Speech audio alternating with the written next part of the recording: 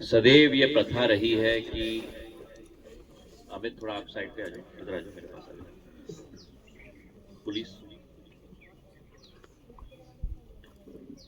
आपके सुख के घड़ी में आपके साथ हम रहें या न रहें, लेकिन भगवान न करे अगर संभाग में, अगर प्रदेश में भिंड इटावा से लेकर मंदसौर, नीमच, रतलाम, शाजापुर तक कहीं भी अगर संकट का समय आया तो संकट के समय में आपके दुख को बांटने के केवल नहीं, लेकिन आपको ढाढ़स पहुंचाने के लिए सिंधिया परिवार का मुखिया सदैव आपके समक्ष।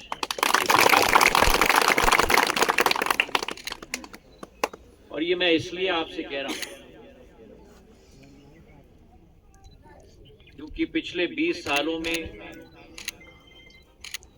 जब मौका आपने दिया था आपकी सेवा करने के लिए, मैंने सदैव आपको कहा है कि मेरा और आपका एक राजनीतिक रिश्ता नहीं है, मेरा और आपका एक पारिवारिक रिश्ता है, मेरा और आपका एक दिल का रिश्ता है। आपके घर में जब खुशी और उल्लास की आवाज हो,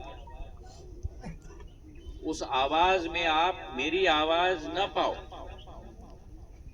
लेकिन जब आपके घर में कठिनाई हो, आपके क्षेत्र में कठिनाई हो, आपकी जिंदगी में कठिनाई हो, कोई और आपके साथ खड़े रहे या न रहे, लेकिन सिंधिया परिवार आपके साथ खड़े।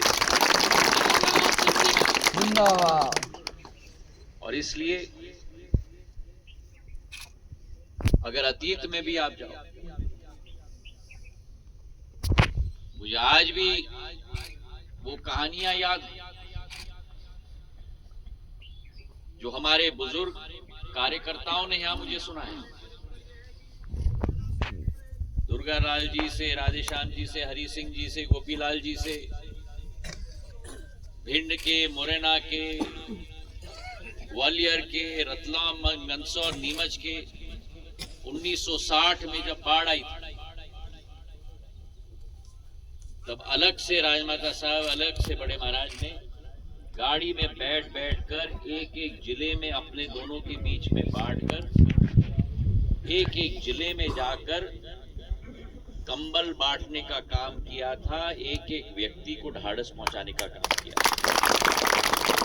और मुझे स्वयं याद सन 1980 में मेरे पूज्य पिताजी की गाड़ी की बहुत भीषण हादसा हो गया। उनका पैर 25 जगह में टूट गया था और उस समय क्षेत्र में बाढ़ आई और डॉक्टरों ने दिल्ली में कहा था कि आप कृपा करके मत जाइए, क्योंकि अगर आप जाओगे तो पैर में इन्फेक्शन आ जाएगा तो हम लोग कुछ नहीं संभाल पाएंगे, पैर काटना पड़ेगा। पर उन्होंने कहा कि जब मेरे क्षेत्र में ये कठिनाई है, मैं अस्पताल में नहीं रह सकता। उस जमाने में, आज तो वो जमाना निकल गया, लेकिन उस जमाने में एम्बेसडर गाड़ी होती थी। एम्बेसडर गाड़ी के पीछे के सीट में पाँव को ऐसा करके रख के गाड़ी, एम्बेसडर गाड़ी में बैठ के गुना के गांव में गए थे और एक एक व्यक्ति का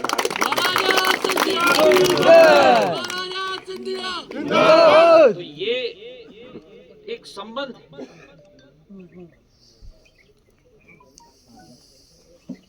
शब्द बयान नहीं कर सकते, एक भावना है दिल के अंदर। और जैसे आपके घर में जब आपका भाई या आपकी मां के यहां कुछ संकट हो तो आप न चाहते हुए भी दिमाग शायद कहे कि छोड़ो भैया, पर दिल नहीं माने। दिल आपको खींच के अपनी मां के पास या अपनी बहन के पास या अपने भाई के पास ले जाएगी। वैसा मेरा दिल भी नहीं माना। अभी पन्ना लाल जी ने कहा, राजमाता साहब अभी बहुत क्रिटिकल हैं दिल्ली में, पर जहां वहां मेरी मां है, वहीं यहाँ भी मेरी माँ है, यहाँ भी मेरा पिता है। जिंदाबाद। तो मैंने अपनी बहन और अपनी पत्नी को अपनी माँ के साथ छोड़कर आपके बीच में मैं आया हूं। और आप बिल्कुल चिंता मत करो, ये प्रधानमंत्री नरेंद्र मोदी जी की शासन, ये मुख्यमंत्री मोहन यादव जी की शासन, ये ग्वालियर चंबल का क्षेत्र है। मैंने सदैव आपको कहा है कि आपका ढाल भी मैं बनूंगा और आपका तलवार भी मैं बनूंगा। और अभी जैसे धर्मेंद्र जी ने कहा, पन्नालाल जी ने कहा, प्रधानमंत्री नरेंद्र मोदी जी की गारंटी कि देश में किसी कोने में अगर 140 करोड़ जनता में किसी के दिल में दुख हो तो मोदी जी की गारंटी है कि भारत सरकार उनके साथ खड़ी है। और देश की बात मैं क्या कर रहा हूं, आपको याद है जब उत्तराखंड में वो सुरंग के अंदर 45 लोग अटक गए थे, दिन और रात एक किया, लेकिन ये सुनिश्चित किया कि एक भी व्यक्ति की जिंदगी का नाश न हो, सभी को सुरक्षित बाहर निकाला। और देश की क्या हम बात करें, जब विदेश में 20,000 हमारे छात्र यूक्रेन में अटक गए थे तो मुझे भेजा था, हरदीप पुरी जी को भेजा था, किरण रिजिजू को भेजा था, जनरल वीके सिंह को भेजा था, 4 देश में 4 कैबिनेट मंत्री को भेज दिया। बोल दिया कि भैया सुन लेना, तुमको वापस आना है तो वापस तभी आना है जब मेरा आखिरी बच्चा सुरक्षित आ।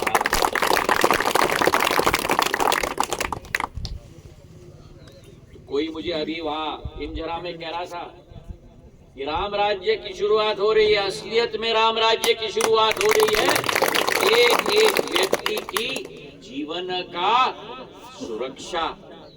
पंत प्रधान, प्रधान सेवक, प्रधान रक्षक मुख्यमंत्री मोहन यादव और आपका सेवक ज्योतिरादित्य सिंधिया। मैंने देखा है फसलों को,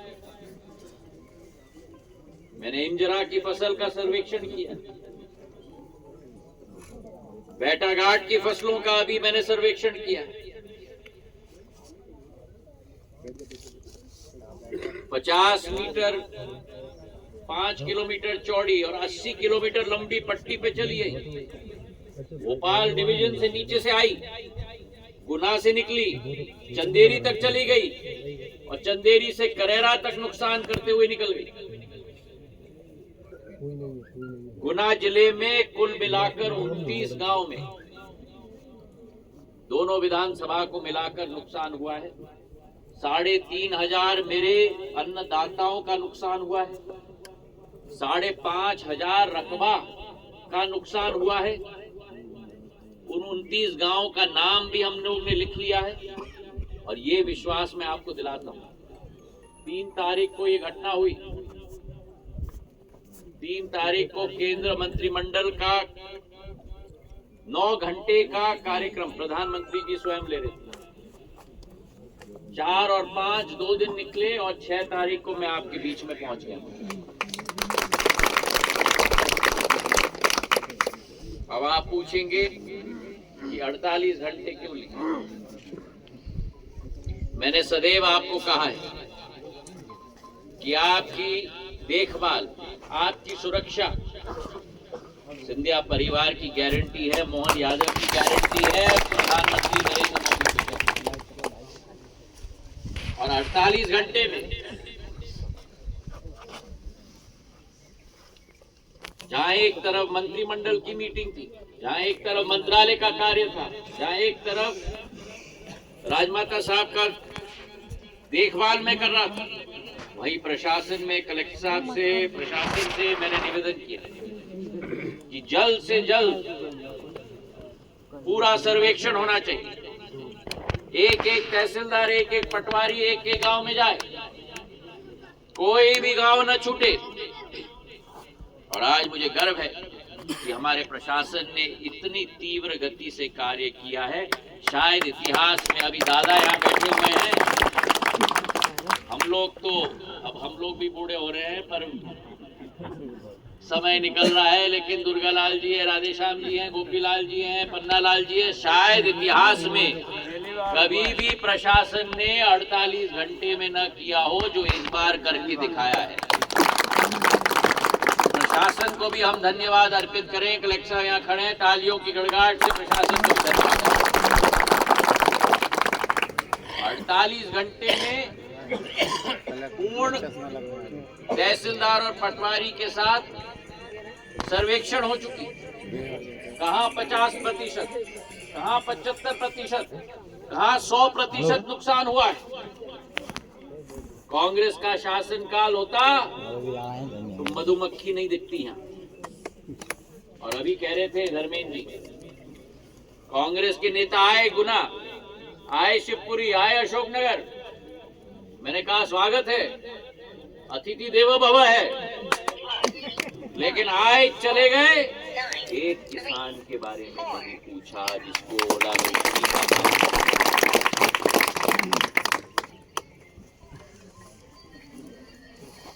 इवेंट मैनेजमेंट जरूर हो गई, लेकिन दुख और दर्द और आपके हृदय पर मलम पट्टी लगाने का काम कांग्रेस ने।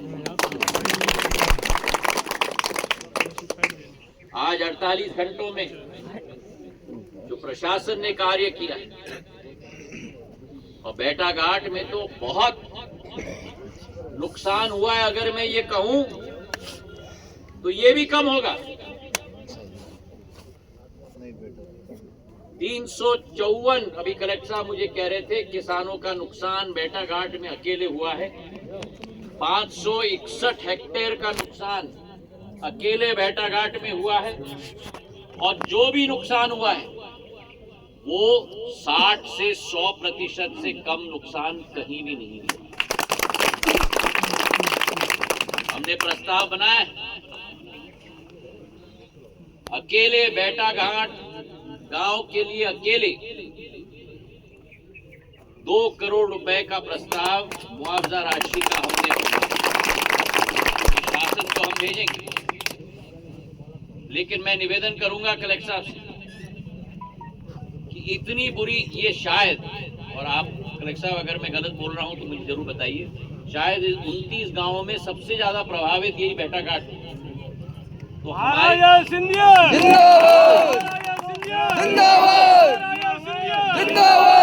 तो हमारे जो यहाँ गरीब लोग,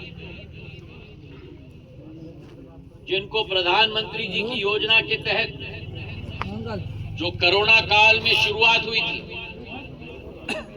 गरीब कल्याण अन्न योजना, जहां 80 करोड़ गरीबों को पूरे देश में मुफ्त में अनाज और राशन पहुंचाने का कार्य हुआ था। मैं प्रशासन और कलेक्टर साहब से निवेदन करूंगा कि इन गरीबों को बेटाघाट में थोड़ा अतिरिक्त राशन और अनाज पहुंचाने का कार्य प्रशासन के द्वारा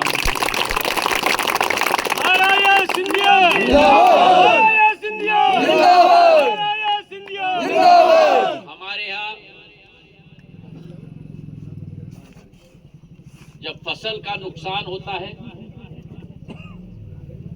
तब अगर हम उसे पोर्टल पे डालते हैं तो जिस किसान ने किसान क्रेडिट कार्ड के आधार पर ऋण लिया है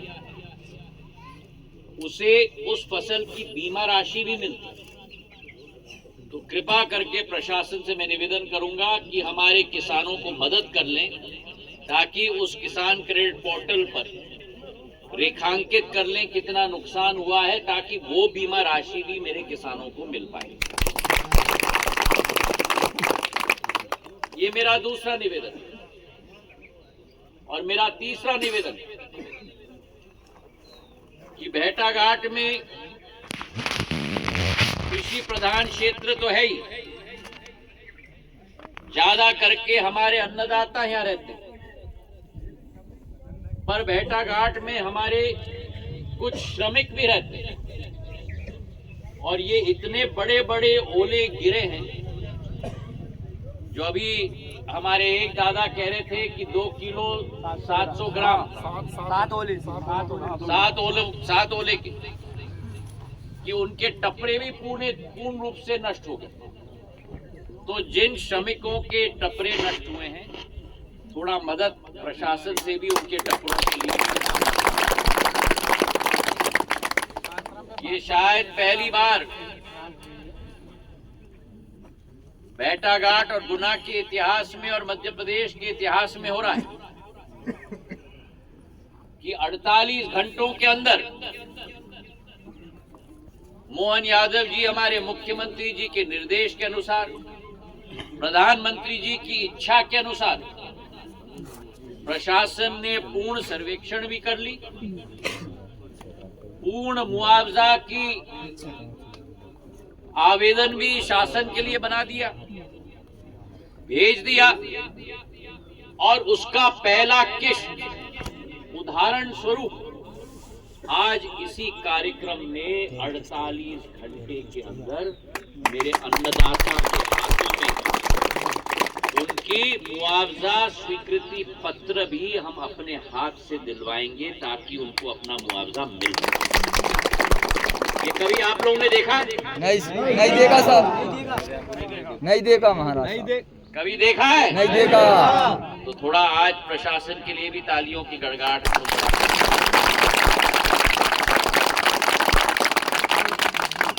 जब प्रशासन और प्रजातंत्र का शक्ति और आपकी शक्ति तीनों एक साथ मिल जाते हैं, तीनों नदियों का संगम हो जाता है, तो फिर समुद्र के रूप में छाया भी वृक्ष के रूप में आती है।